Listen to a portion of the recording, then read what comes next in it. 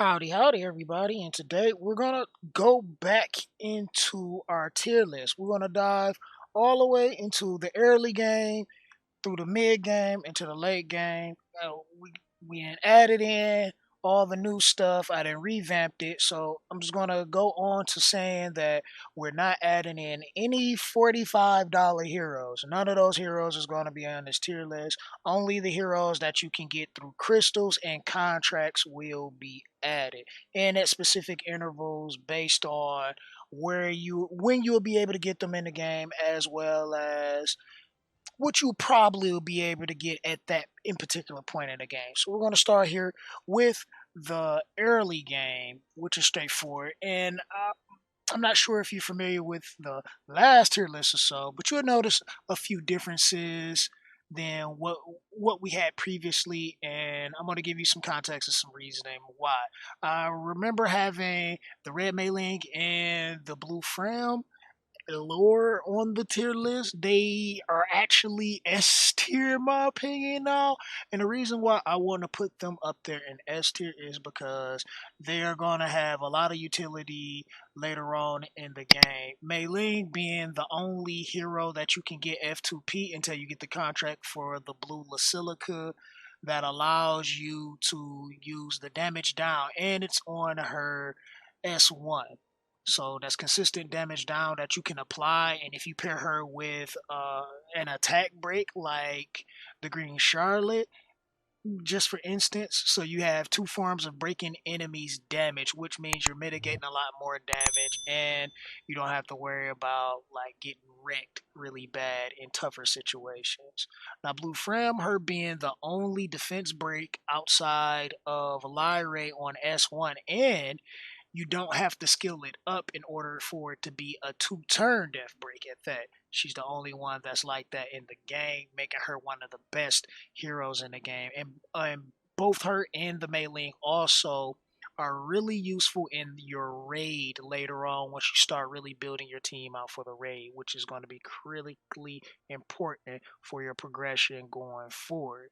So those two definitely deserve S tier because you will be using them for a long time. I did add in, I think, what we got here, the light Sophie. I don't think I had her. Yeah, she's new. She's new right now. So we did add her to the list of if you were to the spending, she's definitely a good one to pick up. We did separate all the heroes that they give you throughout the game, including contracts, from the heroes that you have to spend renown or crystals for. So that's why we have F2P or P2P for the list.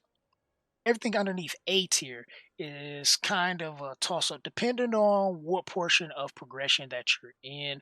These heroes specifically will either be something that you would have to specialize in order for them to be better than the tiers that I placed them in, or they're more useful in other content in other parts of the game.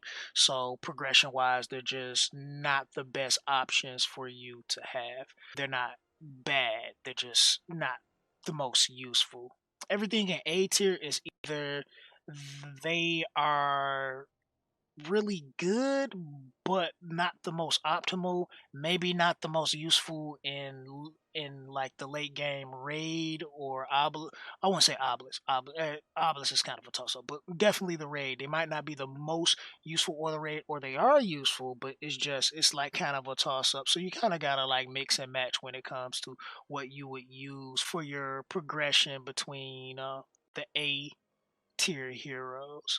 That's kind of how that is situated. But we're gonna move on now. The mid game, once again, this is where we add in our first set of contracts because pretty much after you get past the normal story and start getting into hard story, you're gonna get your first 15-day contract within that time frame. Possibly, maybe you move fast and get on and get even further through the game and get stuck in extreme and finally get them. But generally, this is my rule of thumb here if you're taking your time building your resources and leveling up your team. So you're going to have the green Basilica, the red Lyra, and the blue Chrome in this section.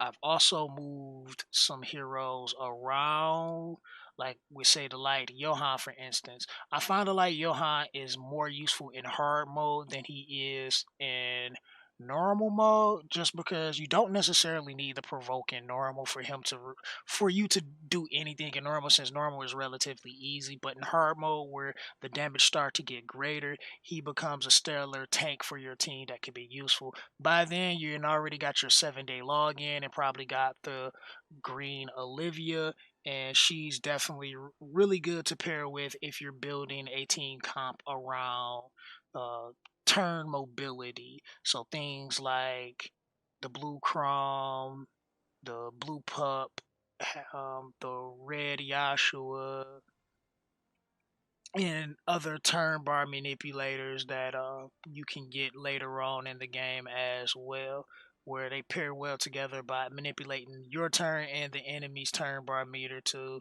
sufficiently have the most turns and damage output as possible, depending on how you mix and match your team together if you were to go for a strategy or something like that.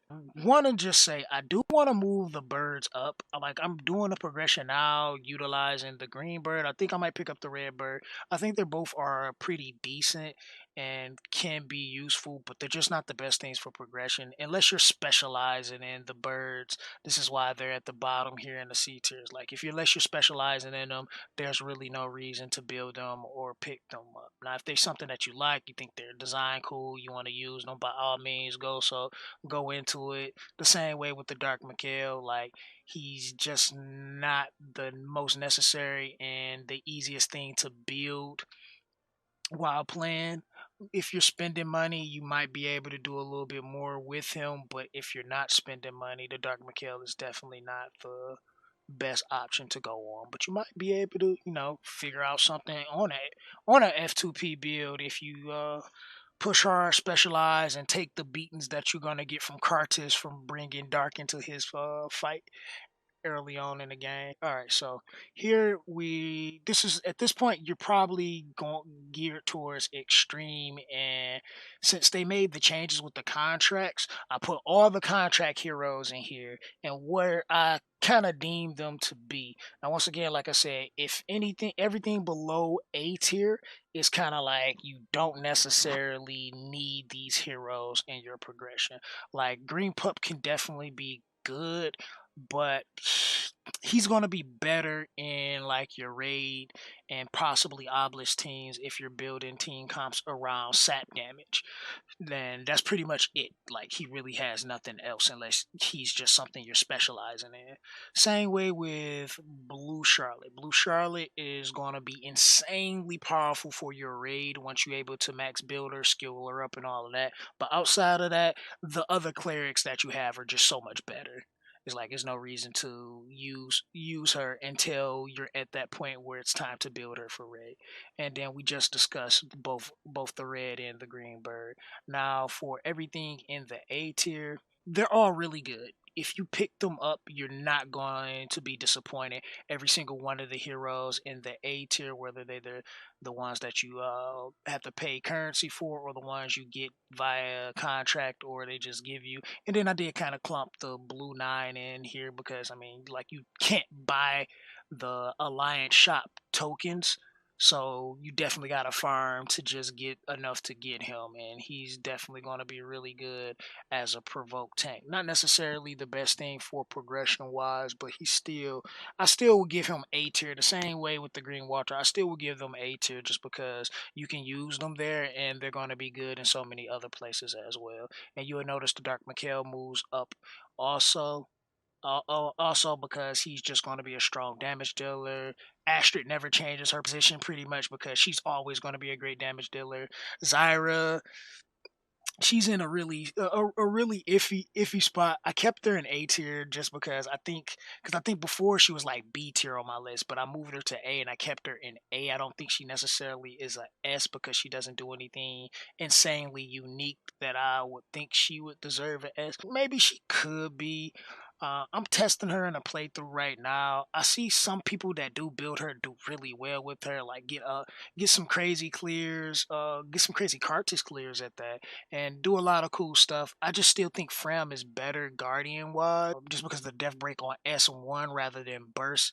And there's so many heroes that do attack break, so it's like she's not nothing special. And then Johan comes back down. And the reason he comes back down is just because he's still good to provoke at this point. But since you have the blue 9 and the green water, like if you really want to provoke tank, both of them has an AoE provoke. You don't necessarily need him. Even though his provoke is on S1, I just think he has a really hard fall off because his provoke being on S1 doesn't give him other utility in other portions of the game unless you doing obelisk or PvP. And the raid is like the most important piece of the puzzle, so this is why he kind of moves down. But once again, everything in A tier is still something that you can pick up and possibly should pick up if you looking to get a new hero, if you want any of those heroes.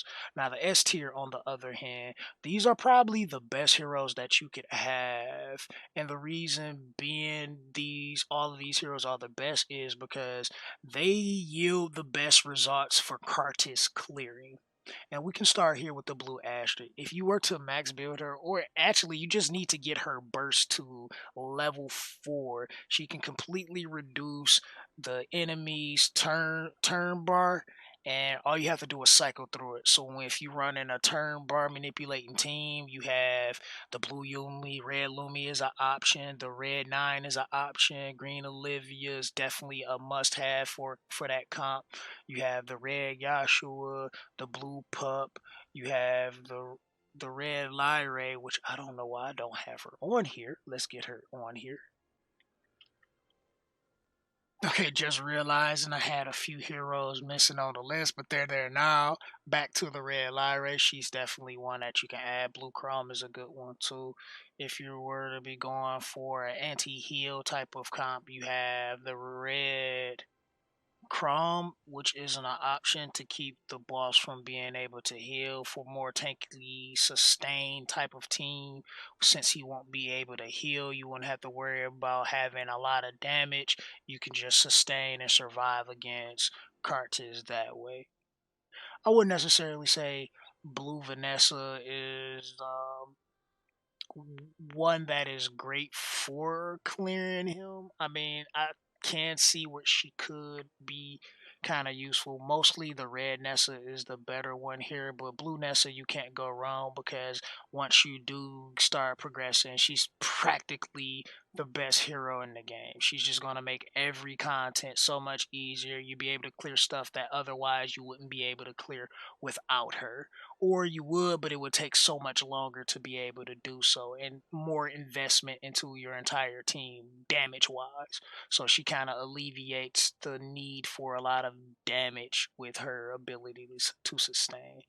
Now, I can go into depth talking about every single hero on the list, but I don't really want to go through all that. But this is my basic rundown of where I think things should be for your progression right now. So I hope you guys like this tier list. If you did, make sure you give it a thumbs up. If you didn't, I guess you can thumbs that down too. Tell me what you guys think the heroes that are on these lists where they should be, and give some context. Tell me a reason why they should be at that specific tier, because maybe you'll change my mind. Maybe we can discuss it and debate about it and all that good stuff, and we can leave that down in the comment section below. But until then, subscribe if you're new here, turn those post notifications on so you can see my content when it goes live first. And this is your host, Gamer Dude 2088, signing out, saying much love, God bless you all, and deuces.